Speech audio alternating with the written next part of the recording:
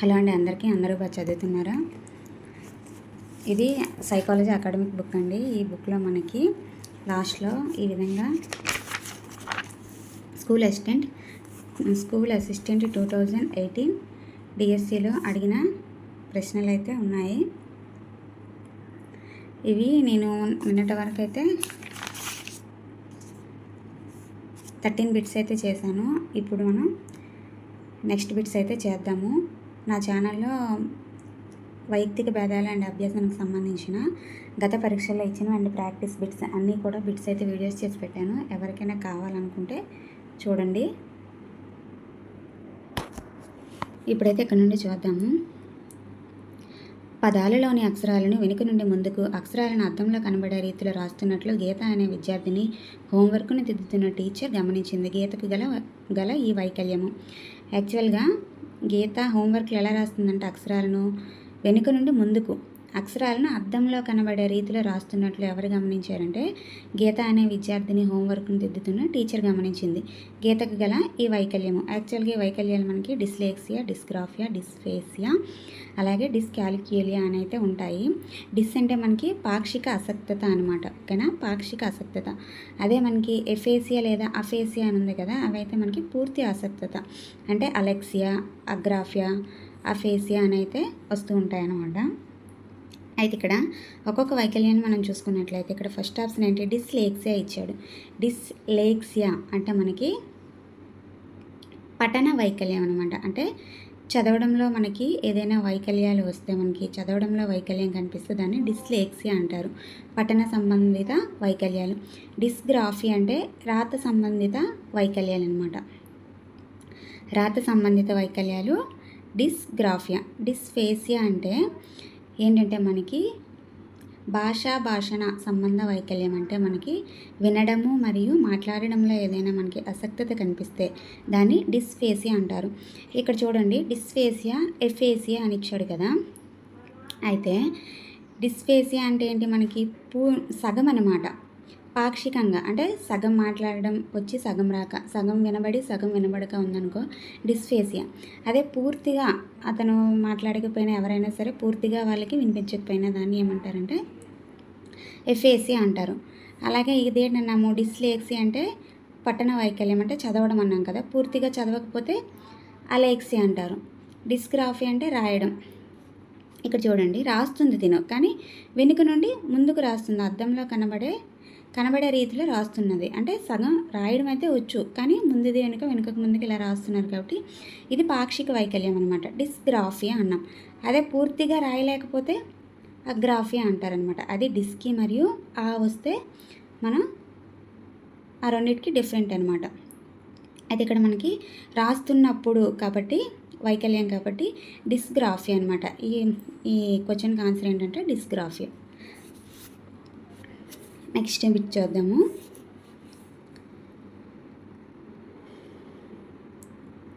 History సబ్జెక్టులో తనకు గల జ్ఞానంతో ఎకనామిక్స్ పరీక్షలను సులభంగా పూర్తి చేయగలననే విశ్వాసంతో భాస్కర్ ఎకనామిక్స్ సబ్జెక్టును ఎంపిక చేసుకున్నాడు. ఇది విన్న అతని ఫ్రెండ్ జ్ఞాని నవ్వాడు. దీనికి కారణం ఇక్కడ జరిగే అభ్యసన బదలాయింపు. చూసినట్లయితే హిస్టరీ సబ్జెక్టులో తనకు గల జ్ఞానంతో ఎకనామిక్ పరీక్షలను సులభంగా పూర్తి చేయగలననే విశ్వాసంతో భాస్కర్ ఎకనామిక్స్ సబ్జెక్ట్ని ఎంపిక చేసుకున్నాడు.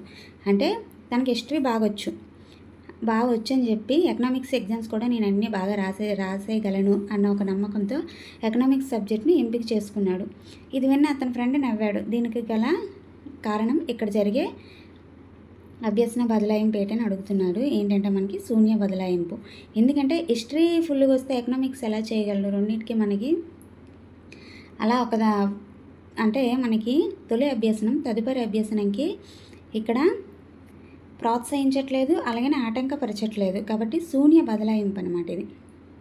ఓకేనా, ఇది శూన్య బదలాయింపు. అందుకే అతను నవ్వాడు. ఇతనికి హిస్టరీ వస్తే ఎకనామిక్స్ ఎలా చేస్తాడు అని చెప్పి అతనైతే ఇక్కడ ఆల్ఫ్రాంట్ జ్ఞాని అయితే నవ్వాడనమాట. శూన్య బదలాయింపు. అదే లేదా మనకి ఇక్కడ వ్యతిరేక బదలాయింపు, నెక్స్ట్ ధనాత్మక బదలాయింపు, ద్విపార్శ్వ బదలాయింపు అని ఇచ్చాడు.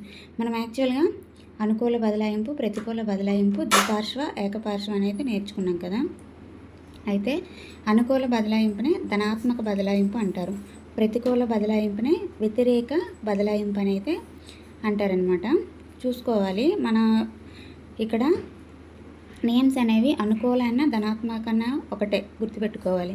నెక్స్ట్ ప్రతికూల అన్న వ్యతిరేక బదలాయింపు అన్న ఒకటే. మనం ఓన్లీ అనుకూల ప్రతికూల అవి మాత్రమే చదువుకొని వెళ్ళకూడదు. ఈ విధంగా కూడా మనకు ఆప్షన్స్లో ఇచ్చాడు కాబట్టి. అనుకూల అంటే తొలి అభ్యసనం తదుపరి అభ్యసనంకి మనకి తోడ్పడితే అది అనుకూల బదలాయింపు. వ్యతిరేక అంటే తొలి అభ్యసనం తదుపరి అభ్యసనానికి ఆటంకపరిస్తే వ్యతిరేక లేదా ప్రతికూల బదలాయింపు. ద్విపార్శ్వ అంటే శరీరంలో ఒకవైపు అవయవాల నుంచి వేరొక వైపు అవయవాలకు మనకి అభ్యసన బదలాయింపు జరిగిందనుకో దాన్ని ద్విపార్శ్వ అంటారు. అంటే కుడి చేతితో రాయగలిగిన వ్యక్తి ఎడమ చేతితో కూడా రాయగలిగితే అది ద్విపార్శ్వ బదలాయింపు అనమాట. ఈ బదలాయింపులు ఇక్కడ మనకి ఆన్సర్ ఏంటంటే శూన్య బదలాయింపు. Third option correct. నెక్స్ట్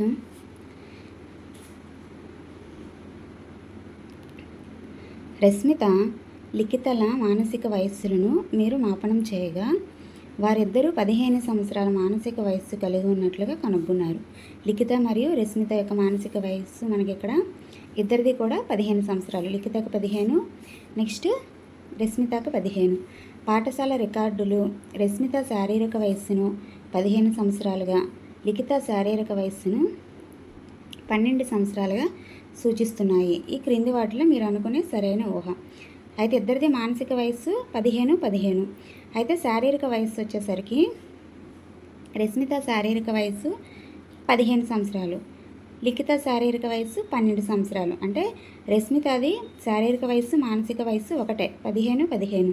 లిఖితకు వచ్చేసరికి మానసిక వయస్సు 15, శారీరక వయస్సు 12. అంటే లిఖిత యొక్క ప్రజ్ఞ ఎక్కువగా ఉంది. ఆమె శారీరక వయస్సు 12 సంవత్సరాలు అయినప్పటికీ మానసికంగా ఆలోచించడంలో మాత్రం 15 సంవత్సరాల అమ్మాయితో సమానంగా ఆలోచించగలుగుతుంది 15 సంవత్సరాలు. కాబట్టి ఇక్కడ ఏంటంటే ఆప్షన్ మనకి రశ్మిత కంటే లిఖిత ఎక్కువ ప్రజ్ఞా లబ్ధి స్థాయిలను కలిగి ఉంది. ఎందుకంటే మనకి రశ్మిత శారీరక వయస్సు మానసిక వయస్సు ఈక్వల్గానే ఉంది. కానీ లిఖిత అది శారీరక వయస్సు 12 సంవత్సరాలు అయితే మానసిక వయస్సు 15 సంవత్సరాలు. అంటే రశ్మిత కంటే లిఖితయే కదా ఎక్కువ ప్రజ్ఞా లబ్ధి స్థాయిలను కలిగి ఉందన్నమాట. Option 2 correct answer. Next Gopal ఉద్వేగ స్థిరత్వం గల వాణిగా చెప్పబడతాడు. అతడు కలిగి ఉండని లక్షణం. ఇక్కడ మన ఉండని ఉందా అనుందా అనేది చూసుకోవాలి. సరైన సరికాని అనేవి మనం ఖచ్చితంగా చూసుకోవాలి. ఎగ్జామ్ రాసేటప్పుడు టెన్షన్కి స్పీడ్గా ఇక్కడ రివర్స్ చదువుతాం అనమాట ఒక్కొక్కసారి. కాబట్టి ఇక్కడ మాత్రం పర్టికులర్గా చూసుకోవాలన్నమాట. గోపాల్ ఉద్వేగ స్థిరత్వం గలవానిగా చెప్పబడతాడు. అతను కలిగి ఉండని లక్షణం. సాంఘికంగా ఆశించబడని రీతిలో ఉద్వేగాలను వ్యక్తపరుస్తాడు. హఠాత్తు సరికాని ఉద్వేగ వ్యక్తీకరణలు అతి తక్కువగా కనిపిస్తుంటాయి. విషయాలను వాటి వాస్తవ దృక్పథంలో ప్రతీక్షిస్తాడు. తన సరికాని ప్రవర్తనను సమర్థించుకునే అలవాటు అతనికి లేదు. ఇక్కడ ఏంటంటే ఉండని లక్షణం అని ఇచ్చాడు కాబట్టి ఫస్ట్ ఆప్షన్ కరెక్ట్ అనమాట. సాంఘికంగా ఆశించబడని రీతిలో ఉద్వేగాలను వ్యక్తపరుస్తాడనమాట.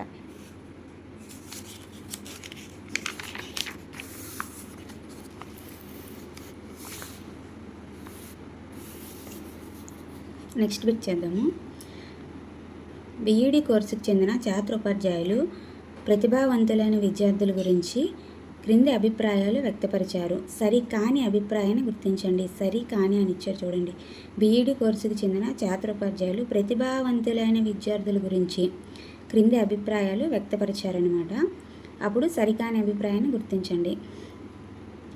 మనం ఆప్షన్స్ అన్నీ చూసుకోవాలి. సరికాని సరైన అని అయితే మాత్రం ప్రతిభావంతులైన పిల్లలు సులభ బౌద్ధిక కృత్యాలను మాత్రమే చేయగలరు. ప్రజ్ఞావంతుడైన పిల్లవాడు తప్పనిసరిగా ఒక ప్రత్యేకమైన పిల్లవాడిగా ఉంటాడు. తన సమూహంలో ప్రజ్ఞావంతుడైన పిల్లవాడు ఏదో ఒక సామర్థ్యంలో అధికుడిగా ఉంటాడు. పిల్లలు సంగీతంలో కూడా ప్రతిభావంతులుగా ఉండవచ్చు. అంతే కదా. ఇక్కడ మనకి సరి కానిది అన్నారు కాబట్టి ఫస్ట్ ఆప్షన్ కరెక్ట్. ఎందుకంటే ప్రతిభావంతమైన పిల్లలు సులభ బౌద్ధిక కృత్యాలను మాత్రమే చేయగలరా? కాదు కదా. అలాగే చేయగలిగితే వాళ్ళని ప్రతిభావంతులనే అసలు అనరు. అతను వాళ్ళకి ఏంటి ప్రత్యేకమైన సామర్థ్యం అనేది ఏదో ఒకటి ఉంటుంది అనమాట. ప్రజ్ఞావంతుడైన పిల్లవాడు తప్పనిసరిగా ఒక ప్రత్యేకమైన పిల్లవాడుగా ఉంటాడు. తన సమూహంలో ప్రజ్ఞావంతుడైన పిల్లవాడు ఏదో ఒక సామర్థ్యంలో అధికుడిగా, ఏదో ఒక సామర్థ్యం అనేది ఆ పిల్లవాడికి ఎక్కువగా ఉంటుంది. నెక్స్ట్ సంగీతంలో కూడా ప్రతిభావంతులుగా ఉండవచ్చు. ప్రతిభావంతులు కాబట్టి వాళ్ళు సంగీతం కూడా వచ్చి ఉండవచ్చు అనేది ఇస్తున్నారు. కాబట్టి మనకి ఫస్ట్ ఆప్షన్ అనేది కరెక్ట్ అనమాట. ఎందుకంటే సరికాని అభిప్రాయం అన్నారు కాబట్టి మనకి ఫస్ట్ ఆప్షన్ కరెక్ట్ అవుతుంది. నెక్స్ట్ చూడండి. చందు తనలో జరిగే ప్రతి బౌద్ధిక మార్పుకు కారణం ఏదో ఒక వ్యాధి సోకిందని అనుమానపడడం, పదే పదే ఆలోచించడం చేస్తాడు. డాక్టరు ఏ రుగ్మత లేదని చెప్పినా నమ్మడు. ఇది ఏ రకపు మానసిక రుగ్మతగా పిలువబడుతుందంటే స్వశరీర దుశ్చింత అంట. స్వశరీర దుశ్చింత. ఓకేనా. Option 2 correct answer. నెక్స్ట్ చూడండి. సురేష్ అభ్యసనంలో సాంప్రదాయ పద్ధతులను ఉపయోగిస్తాడు. పాఠ్యాంశానికి సంబంధించిన నిర్దిష్ట ఉదాహరణలను వివరిస్తాడు. నెక్స్ట్ అతడు నిర్దిష్ట ఆలోచన ధోరణి, ప్రామాణికమైన ఆపరేటింగ్ విధానాన్ని కలిగి ఉంటాడు. ఇతని అభ్యసన రకం ఏంటంటే వాస్తవాల అభ్యసన రకం. Option 2 correct answer. కీర్తనను ప్రాథమిక స్థాయి విద్యను పొందగలిగే అల్ప బుద్ధిమాన్యత గల అమ్మాయిగా మీరు గుర్తించారు. కారణం ఏమిటంటే ఆమె ఈ క్రింది ప్రజ్ఞాలబ్ధి స్థాయిని కలిగి ఉంది. అల్ప బుద్ధిమాన్యత గల పిల్లలు మనకి ప్రజ్ఞాలబ్ధి స్థాయి ఎంతంటే 50 to 70 అన్నమాట. Option 2 correct answer. జంతువులా ప్రవర్తించవద్దని రాజును అతని క్లాస్మేట్ హెచ్చరించాడు. జంతువులను ప్రవర్తించొద్దని రాజు అయిన అతని క్లాస్మేట్ హెచ్చరించాడు. సిగ్మండ్ ఫ్రాయిడ్ ప్రకారం రాజు యొక్క మూర్తిమత్వ స్థితి అచిత్తు అనమాట. రాజు యొక్క మూర్తిమత్వ స్థితి ఏంటంటే అచిత్తు. Option 1 correct answer. నెక్స్ట్ మేఘనా యొక్క చేతులు వేళ్ళు మొత్తం కదలికలలో సహజ సామర్థ్యాన్ని మీరు మదింపు చేయాలనుకున్నారు. దీనికోసం తగిన ఉపకరణం. మేఘనా యొక్క చేతులు వేళ్ళు మొత్తం కదలికలలో సహజ సామర్థ్యాన్ని మీరు మదింపు చేయాలనుకున్నారు. దీనికోసం తగిన ఉపకరణం ఏంటంటే పర్డ్యూ పెగ్బోర్డ్ పరీక్ష. Option 1 correct answer. Next Bharat inter పరీక్షల్లో ఉత్తీర్ణుడు కాకపోవడంతో పూర్తిగా నిరాశ పడిపోవడం, నేను ఎందుకు పనికిరాని వాడుననుకోవడం, అతిగా భయపడడం జరుగుతుంది. భరత్ యొక్క స్థితి క్రింది దేనికి చెందుతుంది? భరత్ యొక్క స్థితి క్రింది దేనికి చెందుతుందంటే ఆప్షన్ 1 మాంద్యం. నెక్స్ట్ తరగతిలో నేర్చుకున్న గణిత జ్ఞానాన్ని ఒక యాత్రకు అయ్యే ఖర్చు తయారీకి ఉపయోగిస్తే అది ఏంటంటే అభ్యసన బదిలీ అనమాట. 4th option correct. అంతే కదా. తరగతిలో నేర్చుకున్న గణిత జ్ఞానంతో ఒక యాత్రకు అయ్యే ఖర్చు తయారీకి వినియోగిస్తున్నాడు గణిత జ్ఞానాన్ని. కాబట్టి అదేంటంటే అభ్యసన బదిలీ. Option 4 correct answer. Next bits next వీడియోలో చేద్దామండి. మనకి 40 బిట్స్ ఉన్నాయి. నెక్స్ట్ వీడియోలో చేద్దాము.